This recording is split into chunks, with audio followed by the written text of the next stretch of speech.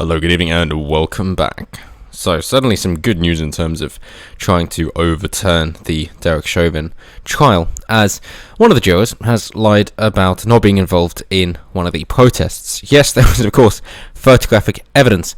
So this chap is Brandon Mitchell, who's a bit of a simpleton, let's be real, given that, of course, one of the questions for jury selection is to say, have you ever been involved in any of these protests or demonstrations, or anybody that you know, have they been involved? And he went, no, not at all. No chance. And it's all written, and it's essentially a sworn affidavit. So, no, it's a statement, legally binding, in court. Let's not go into perjury here. But, yeah, he's a jury, so he's not in court himself. But nonetheless, it's supposed to be an impartial jury of his peers, of course, and evidently not. But he thought he could get away with it. And then he thinks, hey, this is a national event. Therefore, people are going to be interested in what I have to say. And I can jump on this. And if the family can be paid $27 million in a settlement before the trial, then maybe I can get some of that sweet nuisance money as well. And unfortunately, the eye of Sauron came upon him. And so, the image in question from August 28th, so, after the death, but before the trial, evidently, shows him there. So for somebody who's saying that, I got nothing to do with these protests at all, and he's saying that, latterly, I support the Black Lives Matter movement, and I got no feelings towards the Blue Lives Matter movement for police officers, that of course he's saying, get your knee off our necks, BLM, and also wearing a Black Lives Matter baseball cap. Now, this could be a chap who is completely oblivious to what the Black Lives Matter movement stands for. However, given that he went to Washington, D.C. for the first time, apparently, in order to join in with so many black people, according to his own statements, I'm thinking, probably did a little bit of research before thinking, I can go be with black people. Otherwise, he would have went for a holiday in Jamaica or Sub-Saharan Africa. But he didn't. And therefore, there's clearly more to it than just being with other black people. Unless you're saying there are cultural differences, that you'd rather be with Americans than Africans, but I think that's a very difficult question. So, let's go with, for a start, the sides that haven't covered this. This is preaching to the choir here, because how many of you solely rely on ABC News, the New York Daily News, CNN, the MIT, or NBC? None of you solely rely on that. Of course not. So, it's almost irrelevant to mention, but it is always good to add another arrow to your bow in terms of why we avoid such sites, because they're full of shit and not full of anything useful whatsoever. So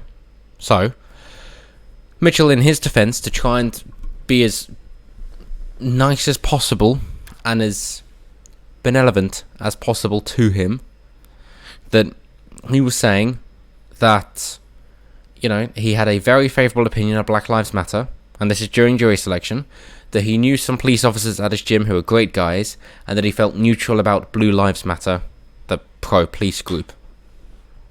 Yes. So, in his defence, he did mention all that beforehand, and he wasn't dismissed for being impartial. However, he did lie to say that he answered no to 2 questions about demonstrations of, did you or someone close to you participate in any of the demonstrations or marches against police brutality that took place in Minneapolis after George Floyd's death? And other than what you already described above, have you or anyone close to you participated in protests about police use of force or police brutality? And he did, in Washington, D.C. But this is just one piece of the puzzle when it comes to going for a mistrial. So, at risk of repeating myself, let's just run through these.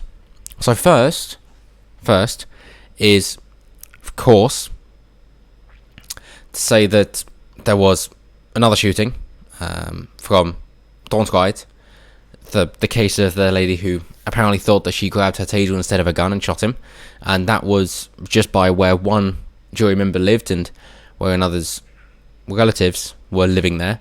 So the jury were not sequestered, which is to say, taken out of the information loop regarding what has happened there in order to not sway them. So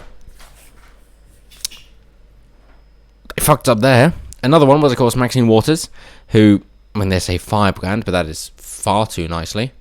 So not only was she saying we're looking for a guilty verdict, she said that they're looking for first-degree murder, which is not something he was even charged with. So that was never happening from the outset. And then, of course, so on top of that, senator there, who is just inciting violence without a shadow of a doubt, which some would say goes against the First Amendment rights. But nonetheless, let's go for free speech absolutism and instead just show everything that she's saying. Then you've got the settlement case of $27 million before the trial began. Yep. Yeah, exactly. So the jury were brought in 5 days later. How come the state has just paid £27 million to the family? $27 million to the family. Yeah, that's going to sway a jury. It seems to be an admission of guilt if you settle. What's the point in having the trial? And then, of course, this jury lied about the protest. And they've also got the case of witness intimidation, where there was a severed pig's head on outside what was believed to be the proof of false witness for the trial, but actually wasn't. They were mistaken, but that was the intention, to leave that severed pig's head outside his home to intimidate the witness. So with all these things, you got to think, yeah, it sounds like at the very least it's a mistrial, and quite possibly you could overturn the results, because unless it's going to happen just like it did with the case of OJ, of course, then this is not how we can run a country. And seeing as on the back of this, BLM doesn't seem to have died down, but instead have been empowered to say, defund the cops, and all cops are bastards, or all cops are bad, sorry. Why not all communists are bastard? But all cops are bad, then it doesn't seem like they're really quietening down, despite getting the sentencing that they were looking for. In which case, you can't appease that mob. And if you can't, sure, you might hope to appease them enough so that they don't come after you, but there will be enough people with a backbone who aren't going to stand for this, in which case it then comes down to actually having a sense of morality and going by what is right instead of what is expedient. But that's it for me. So I'm intrigued by what you guys have to say about this with regards to if this jury decided to speak out and he was found out for his biases beforehand, what's to say it isn't the same for the others? As difficult as it will be to investigate them, of course, unless they willingly come forward. And in that case, how are you going to be able to hold another trial? But then what's going to happen if it's overthrown? Because I see riots, or peaceful protest. Sorry, still riot. Yeah. So let me know. But as always, until next time, have a good one.